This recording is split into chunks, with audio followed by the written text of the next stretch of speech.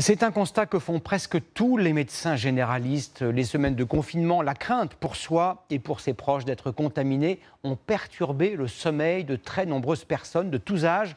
On estime que cela touche les 3/4 des Français.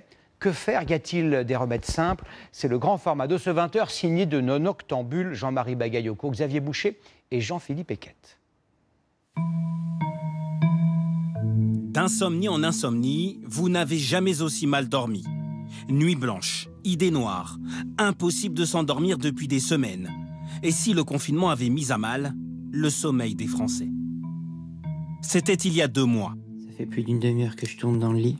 4h35 du matin, les yeux grands ouverts, ce père de famille n'arrivait plus à dormir. Il est temps de se lever. Le confinement a eu raison de ses nuits. Il est devenu insomniaque. À cette heure-là, tout le monde dort. Nous le retrouvons 2 mois plus tard et rien n'a changé.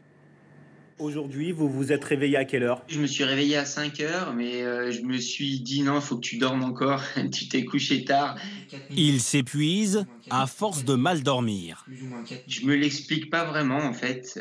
Il y a aussi pas mal de stress par rapport à l'environnement professionnel.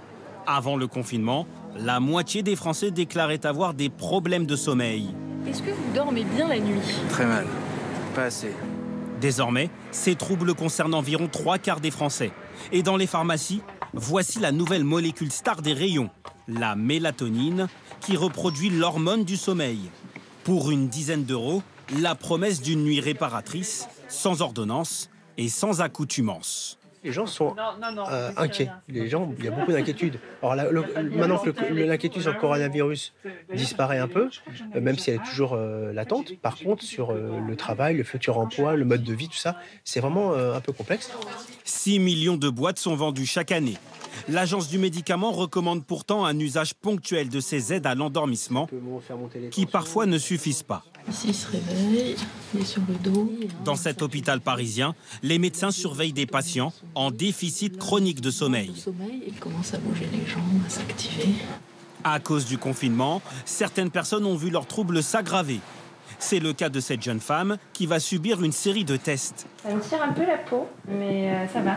Une vingtaine de capteurs et 2 nuits sous surveillance pour trouver l'origine de son mal. Elle souffre d'une paralysie passagère à chaque fois qu'elle se réveille. Je pense que l'anxiété a joué parce que j'ai fait plus de paralysie en période de confinement.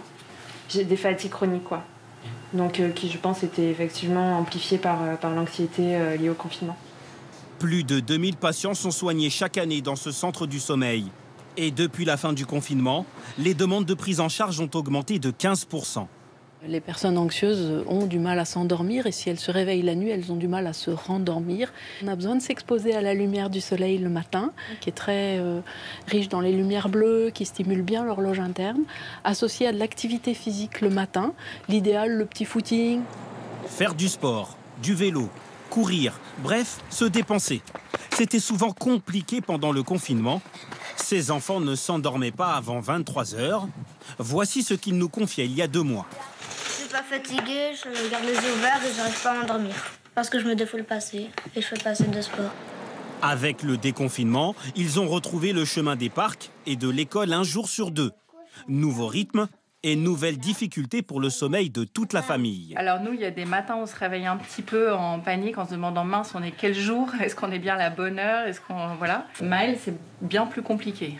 Elle, faut vraiment que je la sorte du lit, je la prenne, que je la porte, que je l'enlève de son lit. D'après l'Institut du sommeil, nous dormons mal depuis plus de 20 ans.